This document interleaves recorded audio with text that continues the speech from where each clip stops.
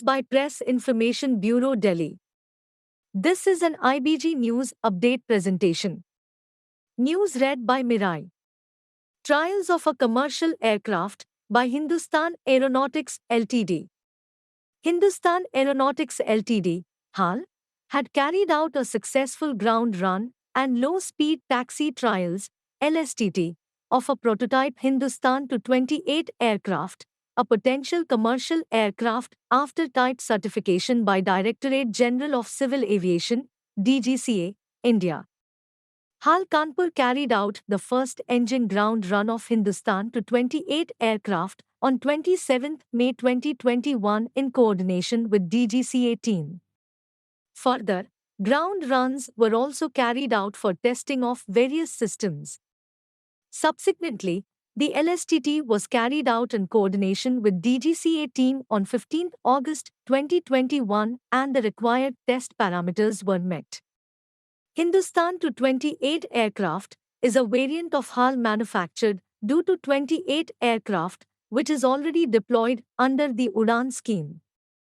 Hindustan Tu-28 aircraft is being certified to the latest international airworthiness standards with modern avionics system and will be suitable for operations under UDAN scheme. Currently, HAL has entered into an agreement with MS Alliance Air on 26 September 2021 for dry leasing of its Tu-28 aircrafts for deployment in the northeastern region. The project is funded by HAL. The total funds sanctioned and released by HAL for this project is 72.33 crore rupees for the prototype manufacturing and type certification from DGCA. Additionally, 266.85 crore rupees have been sanctioned by HAL for the manufacture of 6 more aircraft. This information was given by Raksha Rajya Mantri Shri Ajay Bhatt in a written reply to Shri Sanjay Sath in Rajya Sabha today.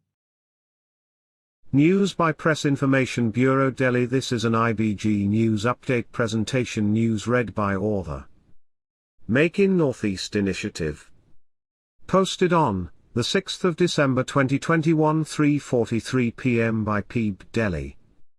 Under the Department for Promotion of Industry and Internal Trade, a dedicated Northeast desk has been set up within Invest India, which supports the Northeast states in their outreach activities to the investors as well as in facilitating and handholding select companies. The desk is working closely with One District One Product, ODOP, startup and other sector desks of Invest India for their initiatives in the region. The Invest Northeast portal, presenting investment opportunities in the region across sectors and states to both domestic and foreign investors, has also been developed.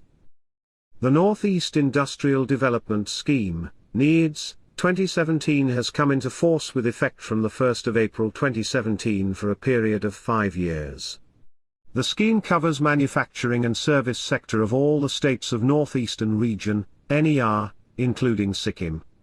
Various benefits provided under the scheme include I. Central Capital Investment Incentive for access to credit. 2. Central Interest Incentive. 3. Central Comprehensive Insurance Incentive. 4. Income Tax Reimbursement. V. Goods and Services Tax Reimbursement. V. Employment Incentive, and 7. Transport Incentive. There is an overall cap of 200 crore per unit for benefits under all components, subject to investment in plant and machinery. Till end October 2021, a total of 391 new industrial units with proposed total investment of 2,631.19 crore have been granted registration under NEIDS. The total incentive envisaged for these industrial units amounts to 1,740.06 crore. In collaboration with the NITI Aayog, the NITI Forum for Northeast constituted for accelerated, inclusive and sustainable development in the Northeast region, has identified 5 focus sectors, viz. Tea, tourism, bamboo, dairy, and pisciculture. The government has been providing special emphasis to the development and promotion of tourism in the northeastern states. Under the Swadesh Darshan scheme of the Ministry of Tourism, 16 projects with themes of heritage, wildlife, spiritual, tribal, eco-adventure etc. with total amount of 1,337.63 crore have been sanctioned. Under the Pilgrimage Rejuvenation and Spiritual Heritage Augmentation Drive, Prashad, scheme, development of Kamakya Devi Temple, 29.99 crore rupees, and pilgrimage facilitation at Nagaland, 25.26 crore rupees, and Meghalaya, 29.31 crore rupees, have been sanctioned. Further, Kaziranga National Park, Assam, has been identified under the Iconic Site Development Scheme.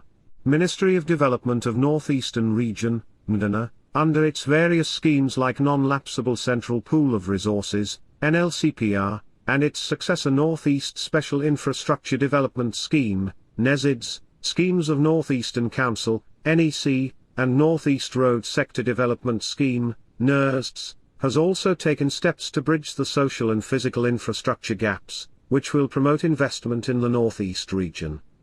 Under NLCPR, State Scheme, a total of 1,635 projects costing 16,233.78 crore have been sanctioned, of which 1,194 projects costing 9,424.11 crore have been completed till end August 2021. Under NESIDS, 104 projects worth 2,503.39 crore have been sanctioned till end August 2021. Under NEC, NERSTS and NLCPR, Central, a total of 610 projects have been undertaken with approved cost of 7,849.78 crore, of which 5,916.71 crore have been released, till end August 2021. In addition, various pan-India schemes are being implemented in the northeastern states for their sustainable development, e.g., Jal Jeevan Mission, Atal Mission for Rejuvenation and Urban Transformation, Swabharat Mission, etc. The NE Desk of Invest India under PIAT has organized events like National Handloom Day and Business Conclave, in collaboration with industry associations, to promote investment opportunities in the region. This information was given by the Minister for Development of Northeastern Region Shri G. Kishan Reddy in the Lok Sabha in a written reply today. News by Press Information Bureau, Delhi. This is an IBG News Update presentation. News read by Mirai. AI to spend around 25,000 crores rupees in next 5 years for expansion and modification of existing terminals. In principle, approval is given for setting up of 21 greenfield airports across the country. 3 PPP airports at Delhi, Hyderabad, and Bengaluru have undertaken major expansion plan to the tune of 30,000 crores rupees by 2025. GST reduced from 18% to 5% for domestic maintenance, repair and overhaul (MRO) services. Posted on 6 December 2021 to 4:04 p.m. by PIB Delhi. The aviation sector in India has been affected due to severe disruption caused by the COVID-19 pandemic. The estimated losses incurred by airlines and airports in India in the financial year 2020 to 2021 is approximately 19,564 crore rupees and Rs. 5,116 crore respectively. Due to the outbreak of COVID-19, scheduled domestic operations were suspended with effect from 25 March 2020, which were subsequently resumed in a calibrated manner with effect from 25 May 2020 with 33% of the capacity and fare capping, lower and upper limit on different sector to ensure that airlines do not charge excessive fare.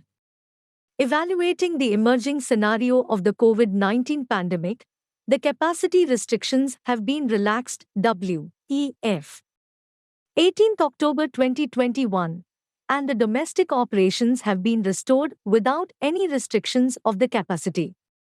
Some of the other measures being taken by the government to revive the civil aviation sector include the following. Airports Authority of India, AI, has taken up a development program to spend around 25,000 crores rupees in next 5 years for expansion and modification of existing terminals, new terminals, expansion or strengthening of existing runways, aprons, airport navigation services, ANS, control towers, technical blocks, etc. 3. Public-Private Partnership (PPP) airports at Delhi, Hyderabad, and Bengaluru have undertaken major expansion plan to the tune of 30,000 crores rupees by 2025. Additionally, 36,000 crores rupees have been planned for investment in the development of new greenfield airports across the country under PPP mode. Government of India has accorded in principle approval for setting up of 21 greenfield airports across the country. So far, 8 greenfield airports, namely Shirdi in Maharashtra, Durgapur in West Bengal, Pakyong in Sikkim, Kannur in Kerala, Orvakal in Andhra Pradesh, Kalburagi in Karnataka, Sindhudurg in Maharashtra, and Kushinagar in Uttar Pradesh have been operationalized. Goods and Services Tax (GST) rate has been reduced from 18% to 5% for domestic maintenance, repair and overhaul (MRO) services. A conducive aircraft leasing and financing environment has been enabled. Improvement in air navigation infrastructure at Indian airports is being carried out. The number of freighter aircraft deployed by Indian carriers has increased from 7 in 2018 to 28 in 2021.